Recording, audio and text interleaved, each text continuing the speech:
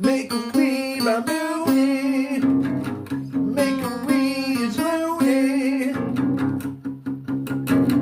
With bows and brews and sticks and things. He even plays for you and sings. Makery by Mooney. Makery by Mooney. What's up, Makery Maniacs, and welcome back to Makery by Mooney. Whoa! Is he here? Is he here? He even has a lame theme song now. Tonight we brew Pineberry Pulquue. What is pulque, you may ask? If you didn't watch a promotional short, which who doesn't watch those? Unfortunately, short drivel is much more viewed in the YouTube universe than much better longer videos. Pulque is a fermented beverage made from agave nectar, essentially tequila that hasn't been distilled yet. Relatively low ABV, 5 to 13%. What are we going to use for zazz? Pine berries. If you're not familiar with the pine berry, I don't know if it's what they call a cultivar. They basically crossed several different species of strawberries to make these, or if they're like bioengineered. I don't know.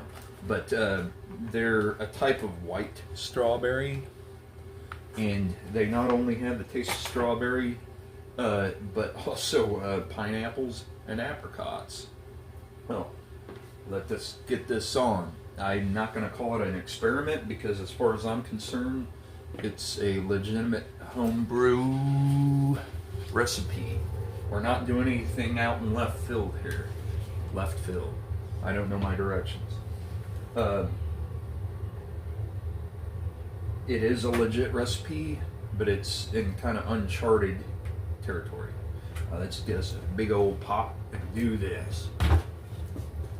In keeping with most of my recipes, it's going to be a 1 gallon batch. I don't make a lot at a time. I don't see the point. So we have a 1 gallon of tap water here. Throw that on the fire. On fire. And keeping with the when I'm using whole fruit, I stick with the same method all the time. It's a method I learned from Brian and Derica from City Steady Brewing,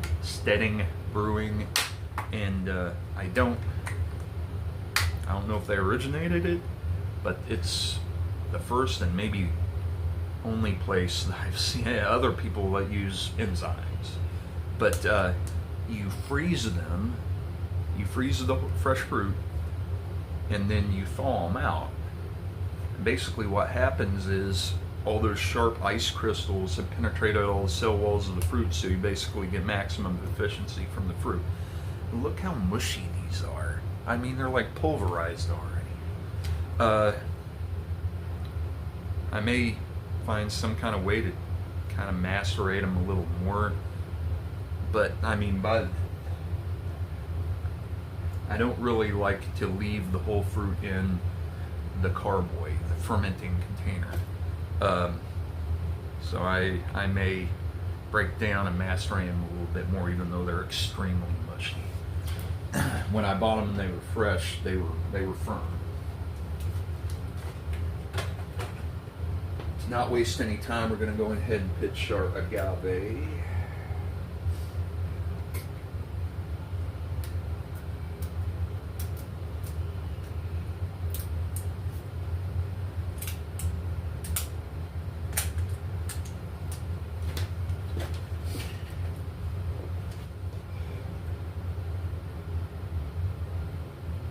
Boy, before we get all this pitched, I've never tasted or smelled agave. Have you?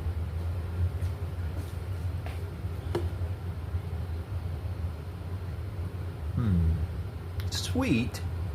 Is just, it's not like cloyingly, obviously like cartoon sweet, like say honey, something like that. It's a little more nuanced, and it flows more easily, as you can see. I may get a little bit of our gallon of water in here to sort of shake that up in there and make sure we get all of it, get all of what we paid for.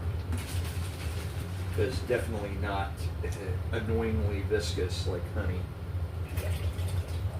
I mean, you look at that. That came out with a modicum of effort. As you can see, I've been reading my thesaurus. Most people in this neck of the woods think a thesaurus is a prehistoric reptile.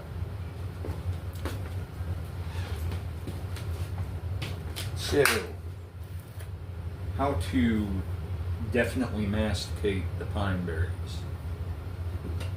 Ninja, perhaps? This is freshly cleaned, so I think we're going to go in and use this so we can just not have to have that in the final fermenting container. Again, my hands are clean. They are not sanitized.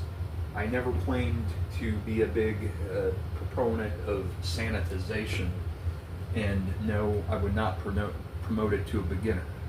I've been homebrewing for 15 years, so I know when I'm good, I know when I'm not good, and whatever.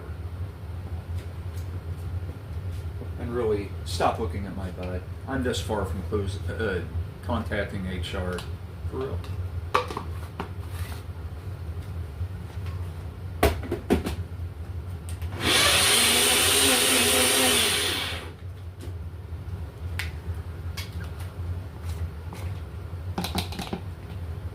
Look at all that pinky goodness. We're going to dump it right in there. What is wrong? It turned dark on the movie. It turned dark on the movie? Yeah, but I couldn't see the people walking. Okay, hold on, yeah, honey girl. This the I'll be in there in a minute, No, okay? it was the sunshine on TV. Don't Okay, touch that. It's hot. As you can see, we got a lot of... I won't dump you in the brew again, I promise. I may not be the best father, but I don't think I'm the worst YouTube channel owner in the world. Come on, let's look at this. Alrighty. Okay. Since those pine berries, when they were thawed, were at room temperature at the very most, it's attenuated the heat of the must. So we took ourselves further away from being at yeast pitching temperature. And if you've watched any of my videos, you'll know that my modus operandi is to not have to overshoot yeast pitching temperature and then bring it back down by either diluting the original gravity or waiting, which I hate to do. I like to just get it right to yeast pitching temperature, and then you don't have to wait for it to come back down. Which, thinking more and more here, we're like right there, and I want to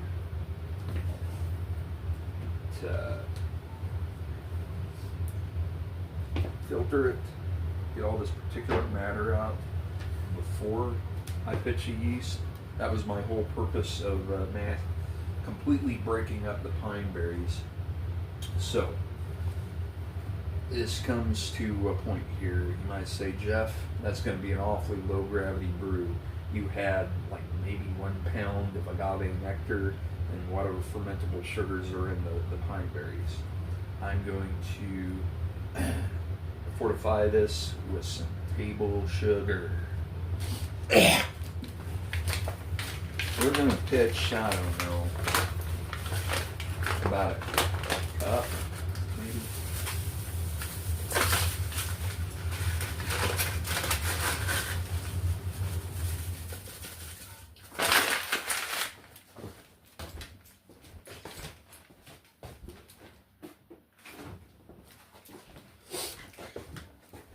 With something like this, we're not so much interested in ABV as we are flavor profile. We're wanting a really good flavor profile off of this.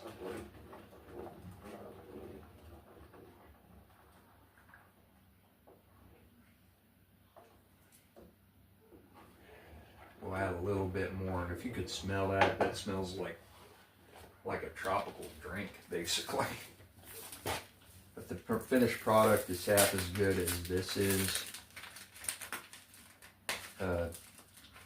It should be a interesting tasting tape.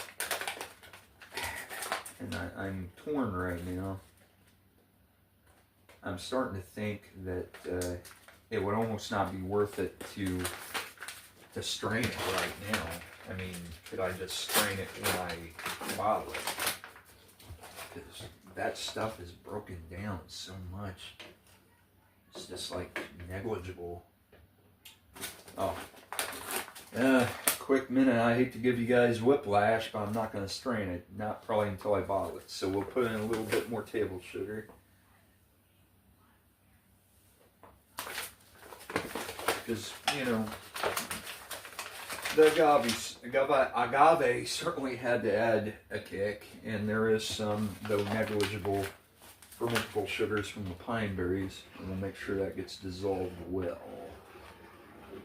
You want to give a bunch of stuff to that yeast to eat.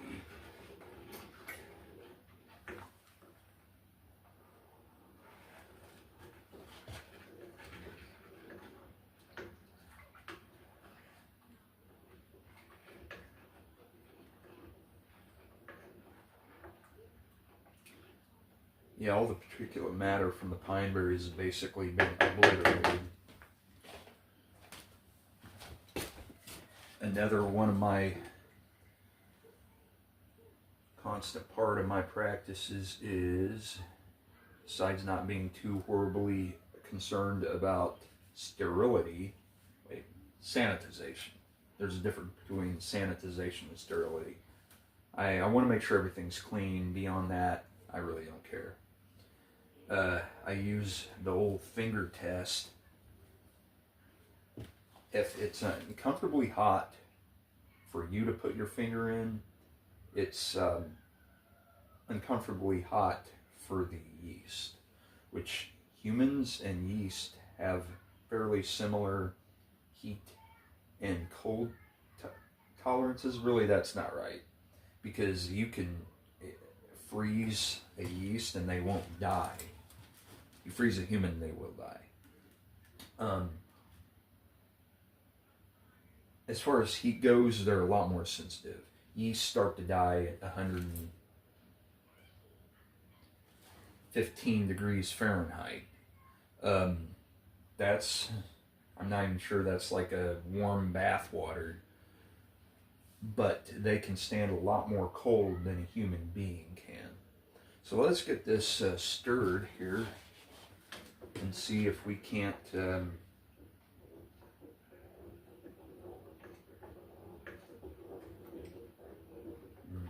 put it on the fast track to attenuating the heat, getting it down to yeast pitching temperature.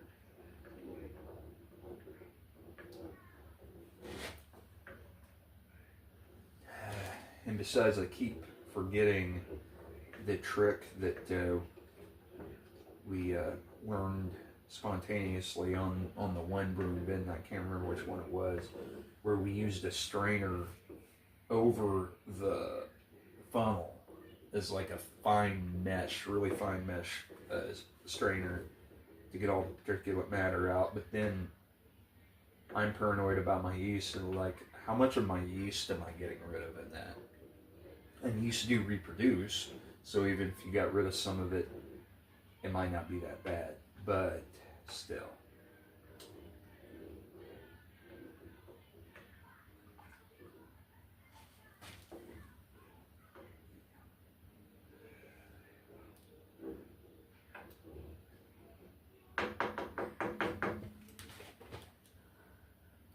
It's still awful hot. Maybe we could add more sugar to make sure we even out on the original gravity, and then add some cold water. Maybe apple juice. What do you guys think? Any suggestions?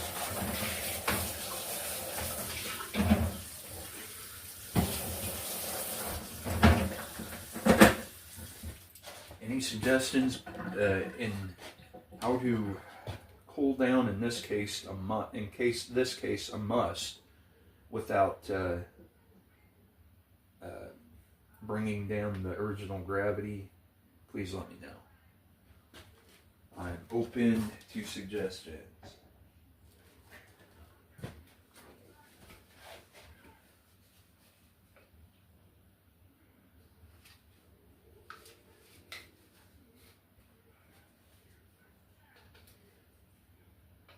Like, you know, we have a cold bottle of apple juice in the fridge. I'm just a little, I mean, that would keep the original gravity approximately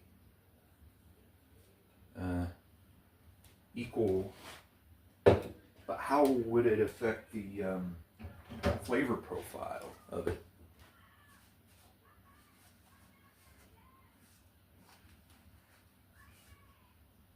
There's no ninja like a queen ninja.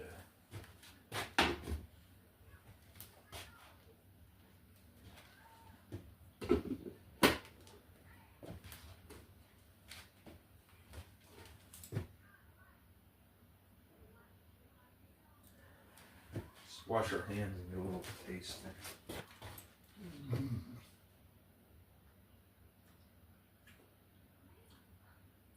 It's pretty sweet, but it's going to be on the low side for sure, 5 to 8%.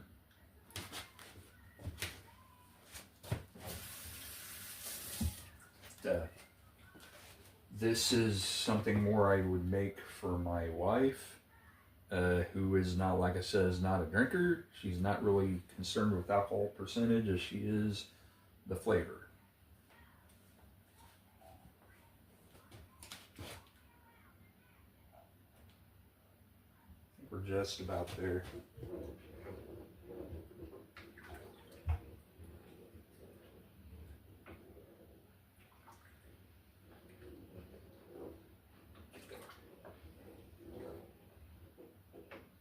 Come upon the decision, it would be like a marginal amount of apple juice we would have to add. I don't think it will affect the flavor profile. So we'll add a little bit of cold apple juice and see what happens.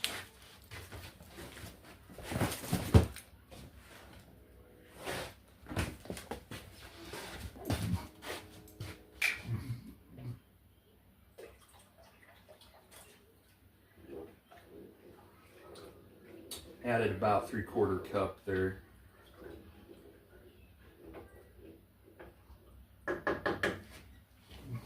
Clean finger will dive in for a check. And we're there, folks. East pitching tent.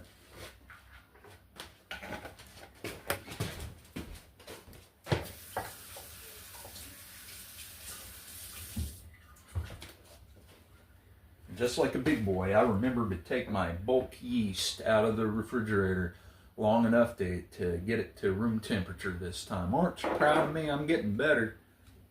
Heaven's sake.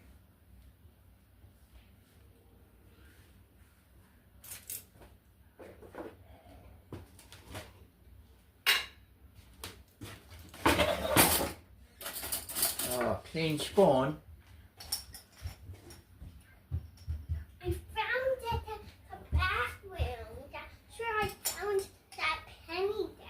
Okay, that's okay, honey girl.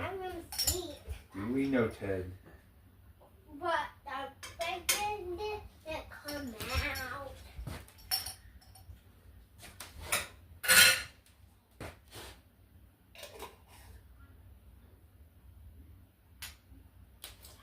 Put them yeasties back in the fridge. Alright, just so y'all can see what we're working with so far. The yeast have been pitched, and we'll see you again when the foam dome has developed. Hopefully Brian and Derica from Seastead Brewing haven't had that copyrighted, or else I guess I'm in trouble. Anyway, I didn't make it up. As you can see here, maniacs, I did not abandon you for too long. We have a happy, healthy colony there. Alrighty. And we're going to get them a little, let them get a little more established. And then we'll put them in some fermenting containers. Stand by. Maniacs, get this thing in a fermenting container. Get all that yeast out from around the side of the brewing vessel there. If nothing else, it's just easier to do this in the sink, right? Let's do it the easy way.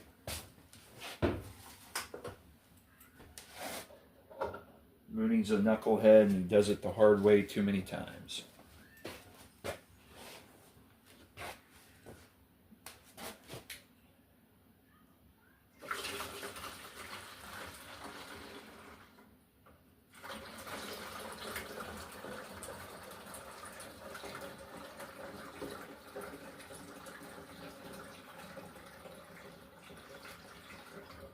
Alright, we're wanting to divide this among two different 1.75 liter bottles, and we don't want them to be like too lopsided. One's like real full and the other one's real not full. But I think I may have already overdone it, so we're going to stop there.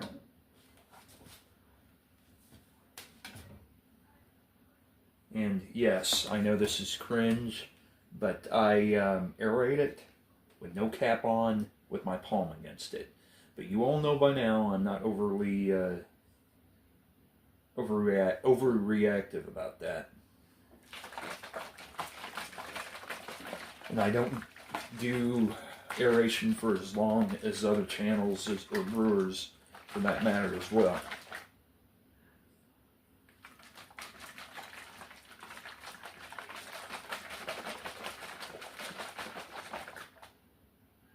Alright, we're going to call it good for that one. We'll catch in just a bit.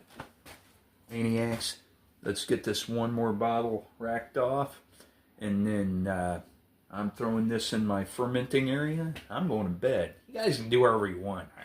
I don't care.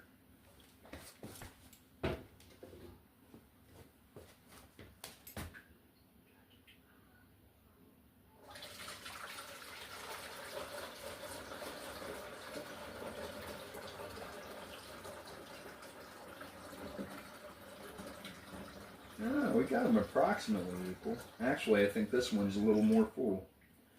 But we got 4.5 inches of head space, so I'm happy with that. Get her aerated.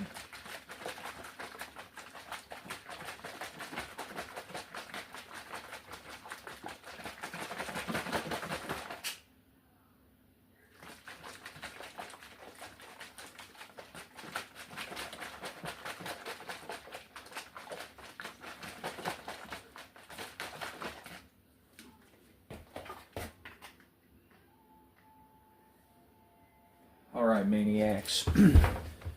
I'm thinking a approximate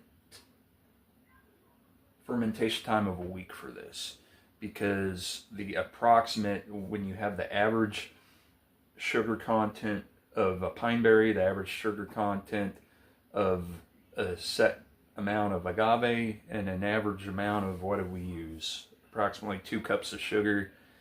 It's not going to be a high original gravity. I rarely measure things directly. Let's just say never measure things directly anymore. I did when I was a newbie, don't anymore. So we're going to put this away, and we'll see you in about a week, and we'll see you a little sooner than that for a tasting. I'm thinking it was for the corn beer with, what did I add for the basil? Basil to kind of give it a little more complexity. So we'll see you then. Stay maniacal.